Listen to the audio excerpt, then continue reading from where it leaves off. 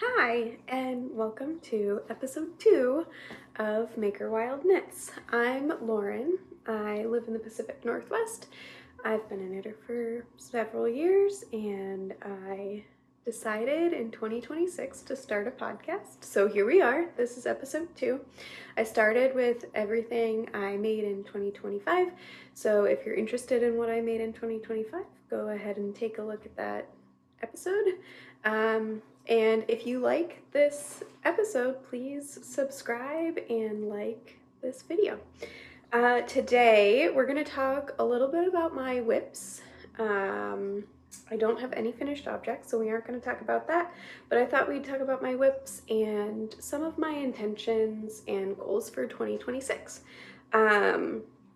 And then also, I thought I'd introduce you to Solstice, who is a very grumpy kitty, but will not get off my lap. So she might be in and out of the video today. Anyway, I have a little time before I have to go pick up my husband from the airport today. He was out of town. And so I'm gonna try and keep this relatively short today, just because I do have to go get him, but it turns out his flight was delayed, so we'll see if it just keeps getting delayed or not. Yeah, I don't know what happened, but my video got turned off, so I am going to kind of restart and talk a little bit about my intentions for 2026. I have my laptop here because I made some notes, so if I'm looking over here, that's why. So my big thing that I really want to focus on in 2026 is consumption. I've been thinking a lot about consumerism and how it affects our society and our environment. And I have just sort of decided that I want to be a little more neutral in how much I consume. Obviously, none of us can be perfect consumers, and that's never my goal to be perfect, but I do want to be a little more intentional this year about how I choose to engage with consumerism. And so knowing that, I have decided that I want to try and stay relatively stash neutral this year. I am not going to restrict myself from not buying yarn. It's more about not taking more in than I ever intend to use. And, I have worked at a yarn store for a pretty long time now. I moved here in 2019 to Portland, and I started working at a yarn store pretty much as soon as I moved here. And then that yarn store closed during COVID. And so after that, I ended up moving to a different yarn store, and I've been there ever since. And so, it's really easy when you are in a yarn store very regularly to kind of get sucked in and just purchase things that you don't necessarily need or you don't have plans for. And that's sort of my big 2026 intention around knitting and just life in general. And then I do have a few goals or patterns in mind that I would love to knit this year. I am someone who doesn't make super hard goals for myself. Knitting is my hobby. And I'm not gonna restrict myself to a very specific thing if I decide I want to knit something else. So these are things that I would love to knit. If it doesn't happen, that's okay too. And if it does, great. I'm gonna pause for 1 second because my heat's on and I can hear it, and it's making a lot of noise, and I bet it's catching on the video. Before I dive into my makes, I realized I didn't share with you what I was wearing today. I'm not wearing a ton of knits today. I have some chores to do, and honestly it's Sunday and I just got back from a yoga class, so I am still in yoga clothes, but I'm wearing the Shift Cowl by Andrea Mowry. I knit it in a color changing yarn by Feederbrook Farms. It's called Entropy DK. It's actually a little thicker than what the shift cowl calls for. So my cowl is a little bigger than intended. I think I might have shortened some of the repeats a little bit because it was, because I knew I was like getting a bigger gauge and using a thicker yarn. So that's my shift cowl. I love it. I wear it all the time. It's nice and cozy. And then I think what we'll do is we'll talk about my sort of like loose make 9. It's more like a make 10, but I'm calling it a make 9 because that's pretty common. And then we will go into some of my whips. And then I'll talk to you about 2 whips I've had for a couple of years now that I need to like either finish or decide to like move on from. That's another sort of like loose goal for 2026 is finishing these 2 things that have been lingering for a long time, because I really don't like letting projects linger forever. It's not my favorite thing, and I do try to finish things relatively quickly in terms of like, if I cast you on, I'm not going to let you sit on my needles for 2 years. It might take me a year to finish you, but like I try to finish things in the same calendar year, so to speak. So yeah. Okay, so diving in, we'll talk a little bit about my make 9. I have a bag here full of yarn, so I'm gonna like be leaning over, and then my computer's over here again, so I might be looking away a little bit once in a while. My first item that I would love to make this year is the book club cardigan by Sari Nordlund. That's been a huge pattern, so many of you have probably heard of it. It's a worsted weight cardigan with cables kind of all over and then some pockets. And I would love to knit it in I have a sweater's quantity of this shelter I purchased. I think actually I got this when they announced that they were closing because I love Brooklyn tweed yarn. And I was really sad, so I scooped up a sweater quantity of this. And then I think, I haven't fully decided if I'm going to do this or not, but I have this Woolberry Fiber Co. mohair in Orange Blossom. It's a really stunning mohair. It's very light. It's got this like soft peachy orange color and some green specks to it. And so I think I will hold these 2 together for the book club cardigan. Or I will just hold this single because this should do it on its own, and so I can't decide which I want to do yet. I think that because this mohair is light enough, I don't think you'll lose the cables as much as you would if it was like a darker mohair. But I do know that sometimes cables and mohair like don't show up as nice, so I don't know, we'll see. I do love this yarn, and I really love like a cream and a speckled mohair together. I have a sweater I knit a couple years ago with like a cream base and this like fluorescent speckled mohair, and it's one of my favorite sweaters, so we'll see. But that's so far the plan. We'll see if that changes. And then the next one that I want to make this year is the Cumulus Tee by Petite Knit. This is another really popular sweater.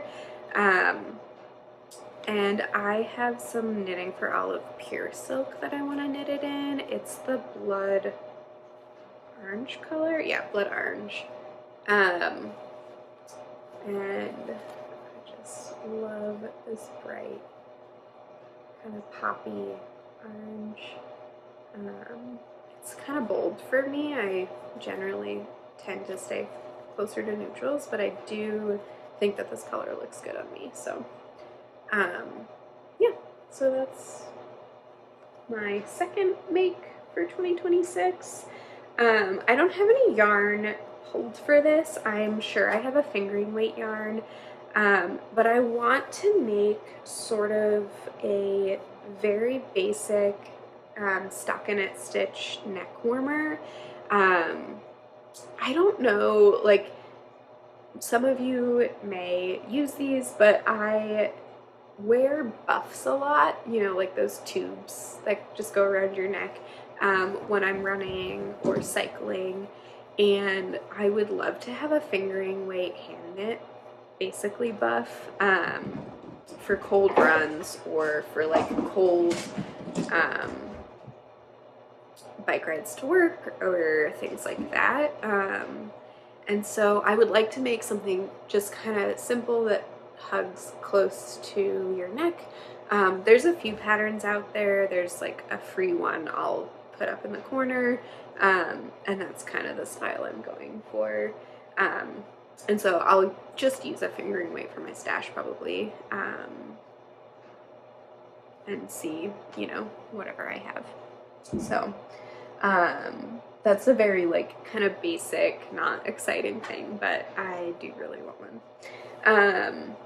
Okay, so item number 4 on my make 9 are, it's actually more than one item, but I want to make more woodland stockings this year.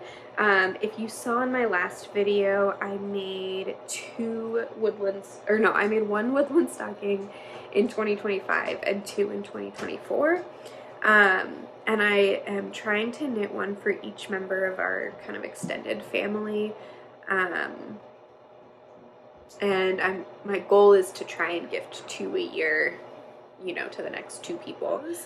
I have been using Cascade 220 for them. I've been using this sort of like oatmeal color as the base.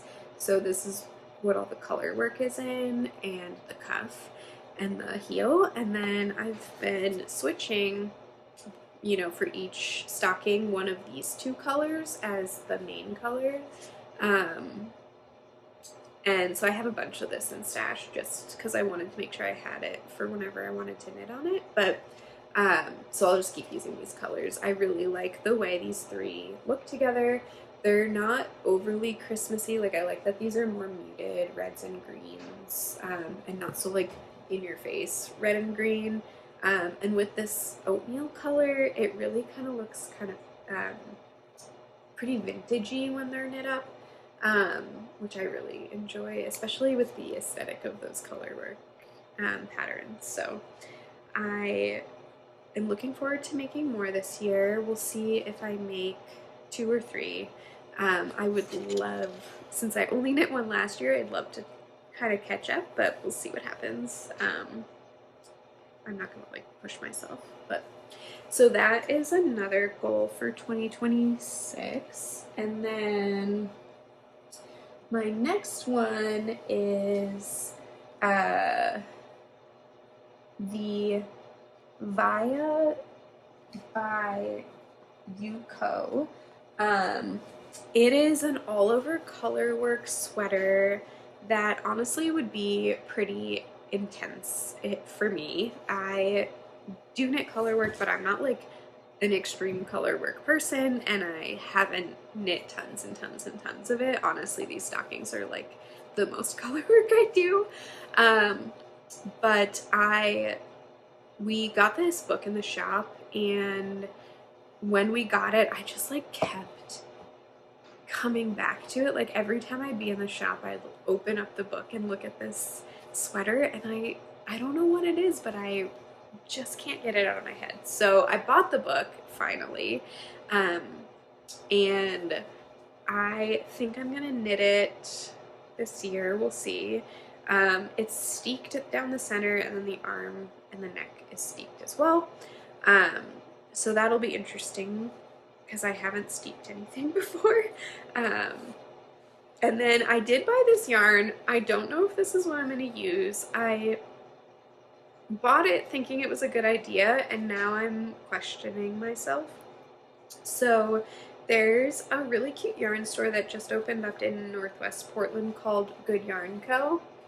Um, and they basically carry leftover yarn from the fashion industry in Italy. And so a lot of their yarn is pretty thin. So I would pair these together for it, which I love. Um, just like a brown and an oat. But they're both really thin. So I would have to hold these triple in order to make it work. This is enough for the sweater to hold it triple, so I can do it. It's plenty of yarn, but the more I think about it, the more I think to myself, like, why did you get something that's just gonna add like difficulty to something that's already gonna test your limits? So I don't know what to do. I don't know if I should just use this for like a more simple sweater. I don't have an issue holding a triple, like normally, that's fine, but it's the fact that it's like all over color work, it's steeked, and I would be holding it triple to get it to work. I'm questioning if I should have made that decision or not. So I haven't decided, but right now this is what I have for it, and we'll see. And then the next thing I want to knit is the Frankie sweater by Sandus Garn. I bought this blue for myself for my birthday this year. It's the Borstet Alpaca by Sandus Garn. This is a really unusual color purchase for me. I think that I look good in blue, but it is not my favorite color usually. However, I saw this in the store and I don't know what came over me. I was like, I have to have that blue. So I purchased a sweater quantity for the Frankie sweater by Sandus Garn, and it comes in one of their booklets. Soft for Women. I think that they stopped printing it, but I do think you can get it individually if you purchase yarn from them. So this is gonna be like my out of my comfort zone sweater this year, and I'm kind of excited about it, and I'm curious if I'm gonna become a blue person or not. So that is my, I think, fifth one that I want to make. And then I have two sweaters that I want to make that I don't have any yarn for. The first sweater is the Silly Gansey, or Hamish's Antarctic Gansey, and that would be for my husband Scott. I knit him, if you watched my last video, I knit him an all over cabled sweater called Alwyn, and I knitted a little short. And so I really would love to knit him something that like fits him perfectly. And so I am opting for something a little simpler, still a pullover, still a little bit of texture, but just a little simpler. And yeah, so I want to knit him a sweater this year. I don't have any yarn. I'm not 100% certain on the pattern, but those are kind of the two I was thinking about. And then I also would love to knit my dad a sweater this year. He's just a wonderful guy, and he's always so supportive. And he's one of the few people I generally knit for outside of my husband or my sister. He's really cute. Anytime he wears his socks, he sends me a picture. So it's fun. Like, I can tell that he like really appreciates the things that I knit him, and they mean a lot to him. So I think he definitely would love a sweater. He does not like crew necks, so I intend to knit him a Henley style sweater. I haven't picked one yet. There's a few out there. And so I'm not 100% sure which one I'm gonna knit, but I definitely like have a few in mind, and once I figure that out, I'll pick out the yarn. I might have some in stash, but I also might need to buy some. Both my husband and my dad are bigger than me, so I might have a sweater quantity in stash, but usually it's for me and I'm smaller than them, so I probably will have to buy yarn for them. I think I'll knit my dad's sweater in like a navy blue. He looks really good in navy blue. And he definitely like prefers darker colors and more neutrals. So that's sort of what I'm leaning towards. And then the last sort of goal I have in terms of making is I am not 100% sure on the sweater again, but my best friend is getting married this year, and when I got married in 2024, I knit a sweater that I was able to wear over my dress for my wedding. It was really cold. We got married up on Mount Hood, and it ended up being like kind of frigid that day, even though it was like mid-September, so like isn't always frigid up there that time of year, but it was really nice to have. I will insert a picture of what the sweater looked like. It was the ranunculus sweater, which is, I feel like, so popular, but it worked really well with my dress, so I decided to knit that. And so when my friend got engaged, she asked if we could make her a sweater. Her dress is a little different than mine in that, like, I don't know that a pullover will work for her. So we've been looking at a few options. I'll insert some of the options, but eventually, like, I'll take her to the store and we'll pick some yarn, and I'll get working on it for her. I think she likes the like high neck with a tie in the back the best, so I think that's kind of what we're leaning towards. And then we'd looked at some shawls too, but I think for ease, she kind of wants something that'll like stick on her and not potentially fall off, or she won't have to fuss with it. So those are my make 9 for the year, which I'm really looking forward to. I've been feeling really energized over the last month about knitting. I don't know if it's being able to share with strangers on the internet or just that it's, you know, January and it's kind of the best time of year to knit.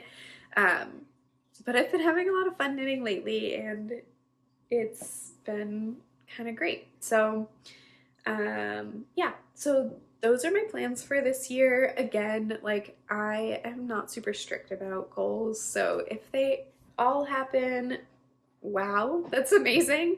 The odds are that they won't all happen, but if a few of them happen, that's cool too. So that is that. You might see my cat here. This is Sweet Girl.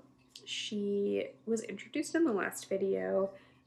She's kind of ridiculous and she loves to lounge, so I hope she doesn't look too silly behind me, but you can see her little beans right there. And then I think you can see also I have a cat here named Solstice, and she's just like hanging out on my lap still. So, okay, moving on to whips. I'm going to talk about my two oldest whips first that I really would like to like either do something with or not do something with, but like move on from in some way this year. My first one is the Anthology Throw. I got a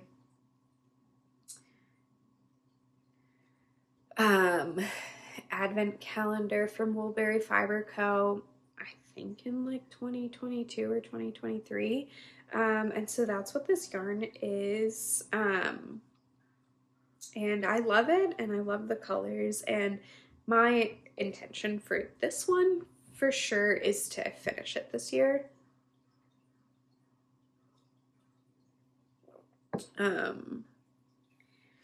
It's a circular kind of hard to see because it's circular and it's too big on my needles, but I'll give you the best view I can. So it's circular. It's a little blanket. It has all over lace, just, you know, eyelets, nothing crazy. And I love this palette so much. It feels very vintage to me. And the fact that this is a circular pattern like adds to the vintage feeling. So I definitely want to finish this year. I really am sort of sick of like seeing it all the time and being like, why have I not been working on this? So this is definitely gonna be done this year, hopefully.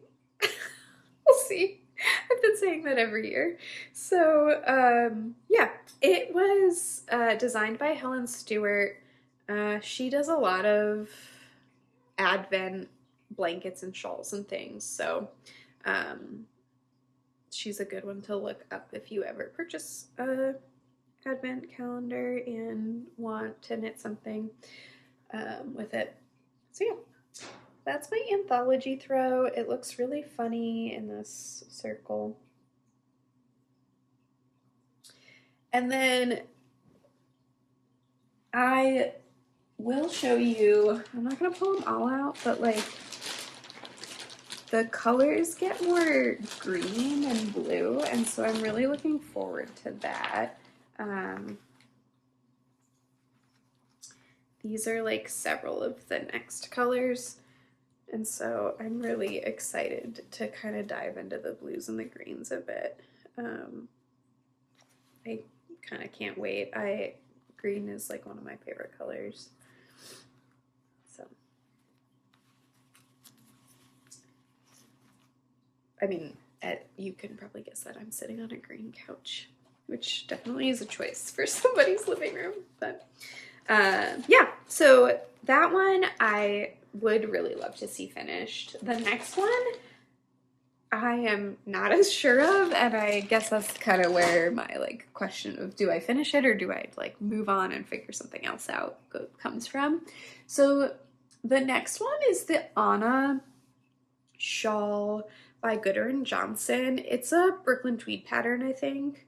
And it's knit in their lace weight veil. They had discontinued veil like years before they even closed, but it is a really wonderful yarn.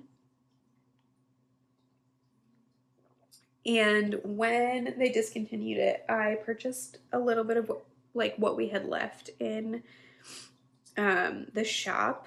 And I think part of the reason I haven't finished this is I'm not 100% sold on my color choices, but when I was purchasing yarn for this, the color choices were limited and they weren't making it anymore, so I like didn't really have other choices, if that makes sense. It's knit in pieces. It's knit in a bunch of triangles, and then you like piece them together, and then you pick up the edge and you knit the border. And so that might also be part of my hesitation, is that just seems like a lot of effort for something I'm not totally sold on. But I have finished all of the triangles. So the triangles are done. All I need to do is seam it and knit the border, which makes me think like, keep thinking to myself, like, even if it's not your favorite, like do it, and then you could always give it to somebody. I'm sure that there's somebody who would like this color combination more. And so my triangles are these two pinks.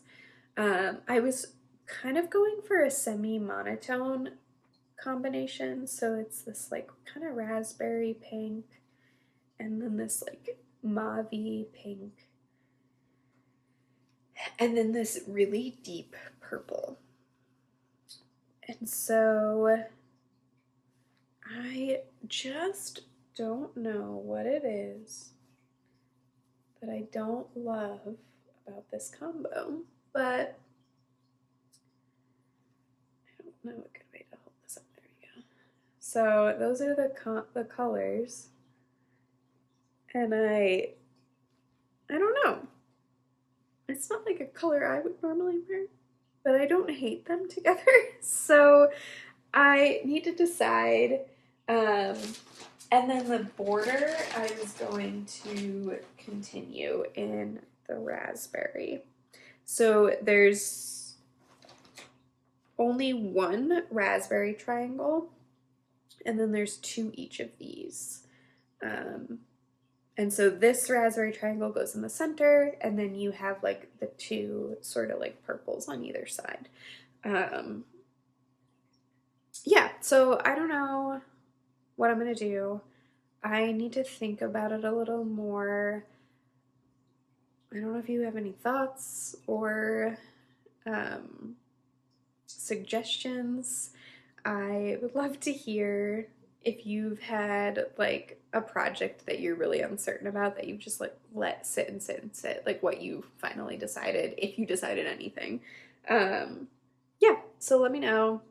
It might help me just make a decision. So yeah, so that's my last lingering whip. Like I said, I really, really try not to keep things on my needles more than a year at a time. And really, like a year is a long time for me. The only things that I do tend to keep that long are like more detailed projects, like, you know, a cabled sweater or something. But for the most part, like, I tend to like, I'm not monogamous, but I tend to not just like keep casting things on. Like I might have like 3 projects on the needles at a time, and I don't generally like have more than that, and I won't cast something else on until I finish one of those 3. So those are my lingering whips, and we'll definitely see this anthology throw again this year. But we might not see the Anna. I don't know. Okay, so moving on, I am going to talk a little bit about my regular whips. Actually, not all of these, but most of them are coming with me from 2025, and I cast one on in January. I'll start with that. I'll start with my 2025 projects. My first one is the Roomy Raglan. This is like breaking the internet right now, so you've probably seen it. It's a Baba dupe, that like really overpriced sweater company, even though like I get it. They're really nice, they're well sourced, they're well made. So like no shade, they're just like really expensive. And so I cast this on. This sweater is, like I said, it's the Roomy Raglan. It's by Jules Etterfield. It's a free pattern. And I am knitting this with 2 colors. You can see here like the taupe and the oatmeal. The first one is Cascade Eco Plus, I think it's called. I don't have the tag in here. I don't know where the tag is. I'll put it up, but it's Cascade Eco Wool in this like beautiful taupey color.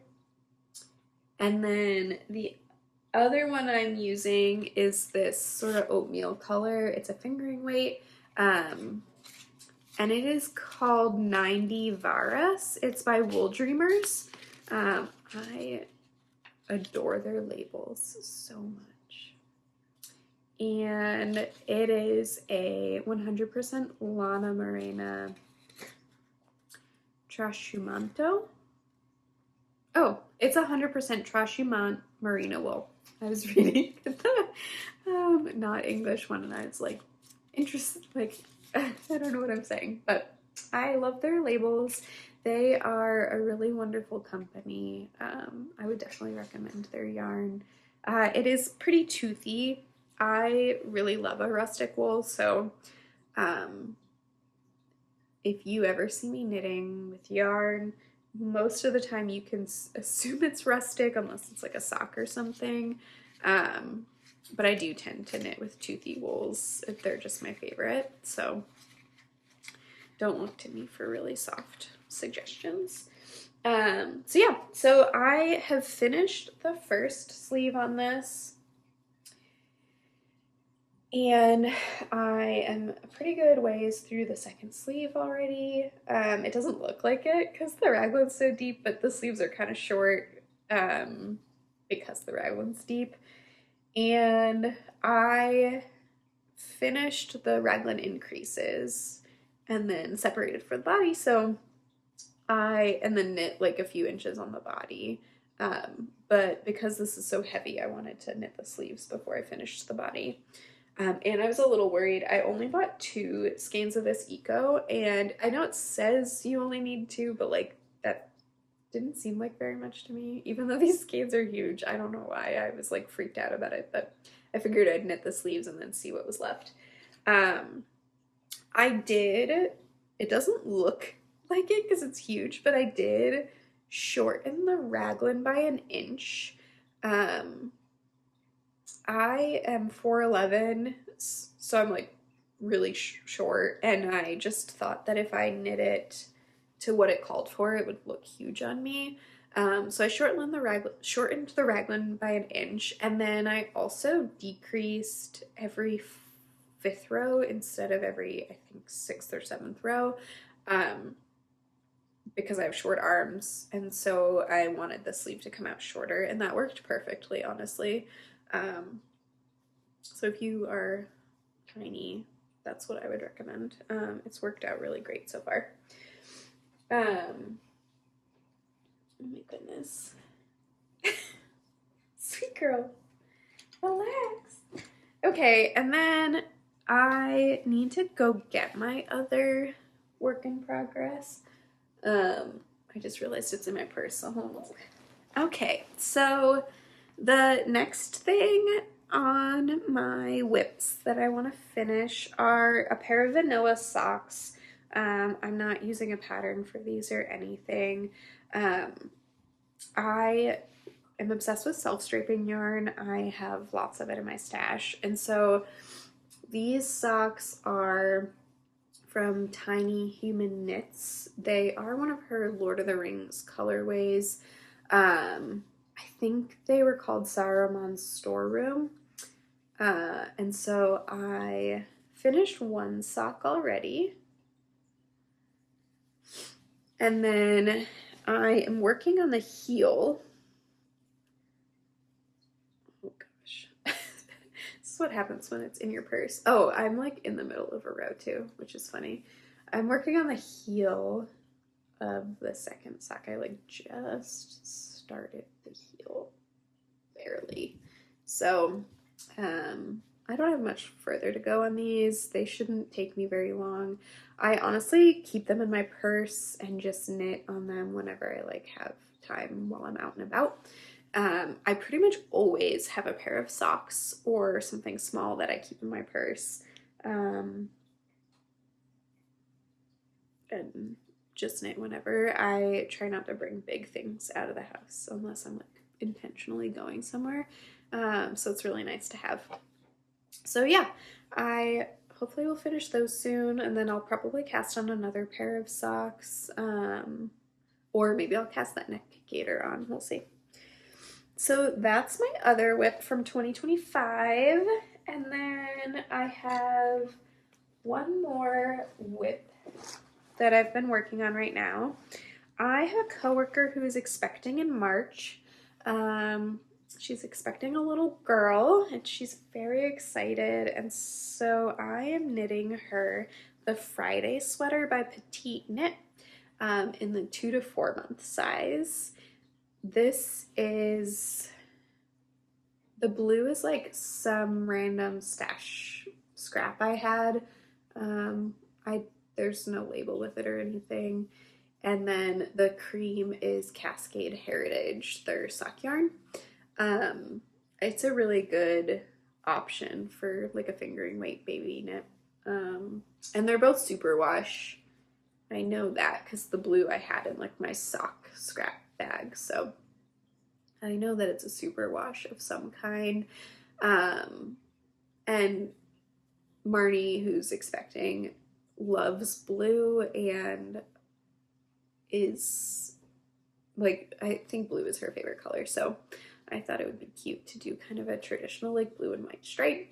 Um, and yeah, and then depending on if I have time, her shower is like mid-February. Um, Depending on if I have time, I have plans to cast on this little Jack Russell toy. She has a little Jack Russell named Geo. He is the sweetest little boy, and her nursery is going to be kind of dog themed. She loves dogs, and so if I don't have quite enough time to do the Jack Russell, but I have a little time, I might knit like a pair of socks with the leftover cream as the base and then do like a little stripe at the top, um, just to go with it, because I think that would be sweet to have like little matching socks to go with it. And then I did also get her like something off her registry, but I thought she would like a little handmade gift. So that's my Friday sweater. It's been a joy to knit. There's something so fun about knitting something so tiny. I don't know, it's just, it makes me so happy. When I cast on this collar, I was like, God, this is like the same size as my sock cuff, but it's looking a little bigger now. So, and it's all done in broken ribs, so it stretches quite a bit. So hopefully it'll fit her for a little while. I don't know her name yet, so I'm looking forward to finding that out. She's given me some hints, so I have some guesses, but I don't know if they're correct or not. I really like the name Frances. I feel like that's something she would choose, but I don't think that's what it is, so we'll see. Yeah, so that's my Friday sweater. And that's kind of my last whip. I do have one other semi whip I'll show you. I haven't worked on these in a little while, but I have been kind of working on them on and off. I had a friend who had an Earl Hart Bocker, I don't know what their name is. Anyway, you may have heard of them, but there's these like machines that crank tubes for socks. And so she cranked a few tubes for me, and so this is one of the tubes she cranked. It's an Explorer Knits colorway. It's one of her National Park colorways. I don't remember which one, but I love it.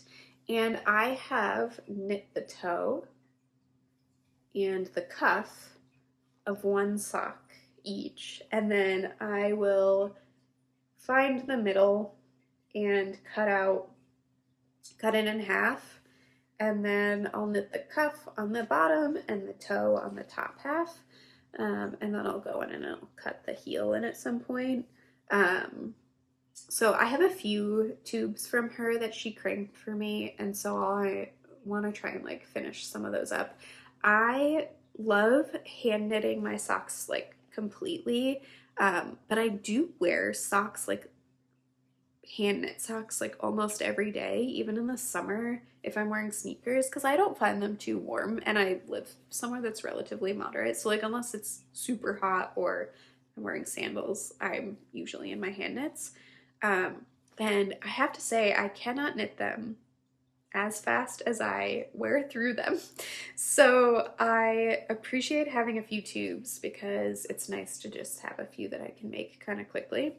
So this is one of them. And then I do have this other one. I wonder if I could tell you what this yarn is. I know it's a Christmas colorway. I want to say like vintage Christmas or something. And I am drawing a total blank on the name of the dyer. I will insert it here. I have several of her colorways, and I just adore her self-striping yarns. I think she has such a way with color. And so I intend to add some heels and toes to that. I haven't totally decided yet, but I might do this pink, or I don't know if I have it here. Oh yeah. or this like dark tweedy green I think would be pretty. So I'm gonna do one of those, or maybe I'll do both, like, you know, I don't know, a heel and then like a cuff and a toe or something. So we'll decide later, but that's another one of them. I have a few more upstairs. Maybe someday if I do like a stash video or something, I'll show those off.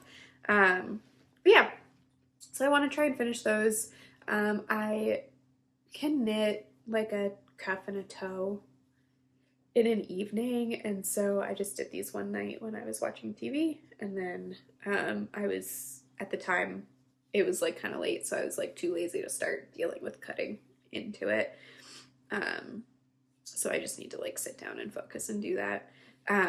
That's like the most consuming part, is like you have to like put a needle on both sides of a cut, and it's not hard, but it just takes a second of like paying attention. So I just haven't done it yet.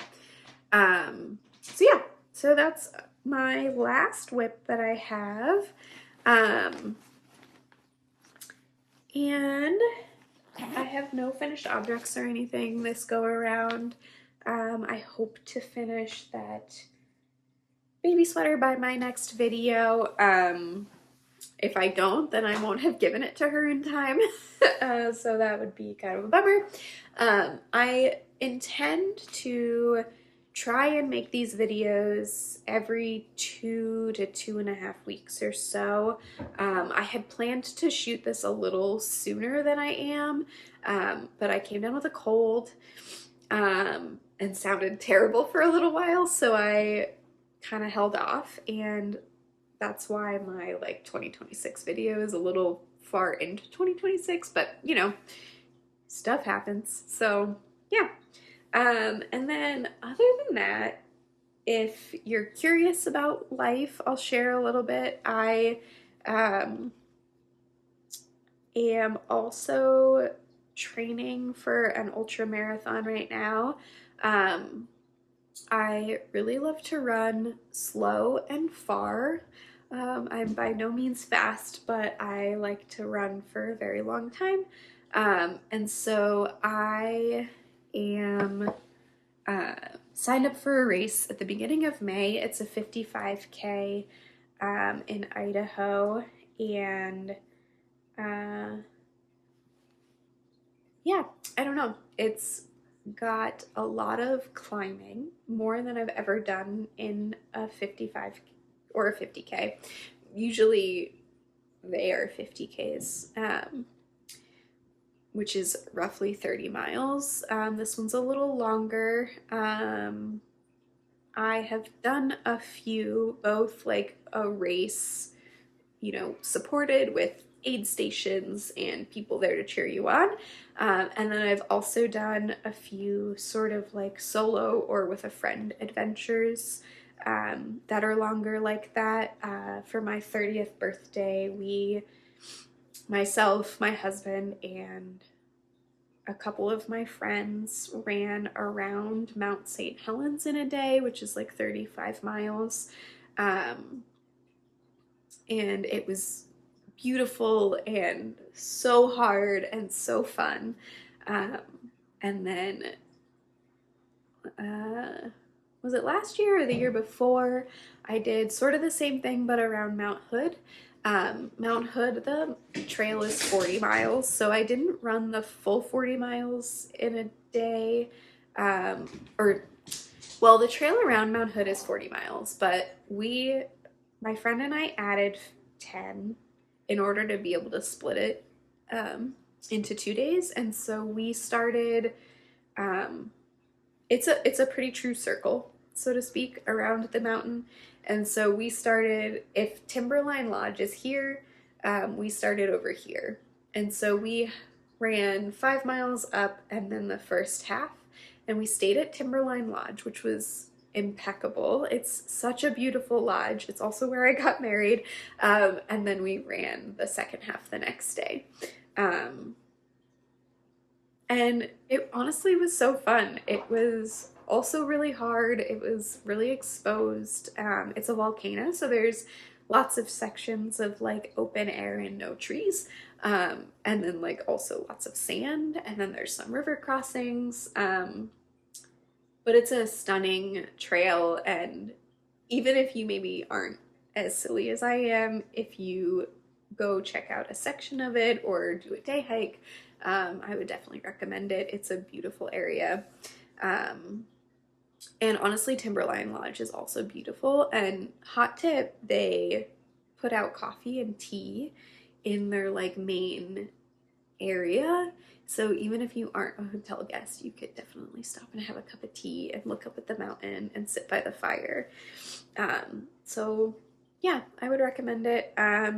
It's, I don't know, a silly hobby of mine. I have been a runner for years and years, and the older I get, the slower I get, but the longer the trails seem to get. So yeah, so that's another kind of big goal for 2026 is this race. And then I have a few other ideas for things that I want to do in the summer, but we'll see where that takes us. And then I know my husband and I want to do sort of a bigger backpacking trip this year. We did the Tahoe Rim Trail for our 1-year anniversary this past August. And that was beautiful. It was like a 7-day backpacking trip. And then other than that, I have been also taking some ceramics classes over the last couple of years. I just took my first hand building class. I've mostly only taken wheel throwing classes, and so this is a very silly cup that I just made in my hand building class. It's got this pretty blue glaze on it, and it's kind of got like a little travel lid on it. And then I don't know if you can see it super well, but it's got this like speckle inside of it that I'm obsessed with. And so that has been bringing me a lot of joy. I've been trying to go to the studio 2 to 3 times a week to keep creating. It's a fun way to create that's, you know, not knitting. And it's definitely imperfect and I am not great at it, but I have so much fun, and it's really fun to play with basically like mud. I don't know, it's just like dirty and fun. So that has been bringing me a lot of joy lately, and we'll see how long I keep going on it. The studio I go to does have like punch passes, so it's a little more affordable. A lot of studios in town require that you have a membership in order to go outside of classes. And the memberships can be expensive, and a lot of them have waiting lists. So this has been kind of a fun way to just dip my toe in and experiment. So yeah, I've been doing this on and off. Well, I've been doing this pretty solidly for 2 years now. Hand building, I'm not as good at, but wheel throwing, some of my pieces are a little nicer looking than this. Anyway, yeah, I don't know. That's sort of life in a nutshell. Thank you so much for watching my second podcast episode. Again, this is Maker Wild Knits. I'm Lauren. I am a knitter out of Portland, Oregon. And I love sharing what I'm knitting, and hopefully you'll tell me what you're knitting. And if you in any way enjoy me rambling about this, please subscribe or like my podcast episode. Thank you so much, and I'll see you next time.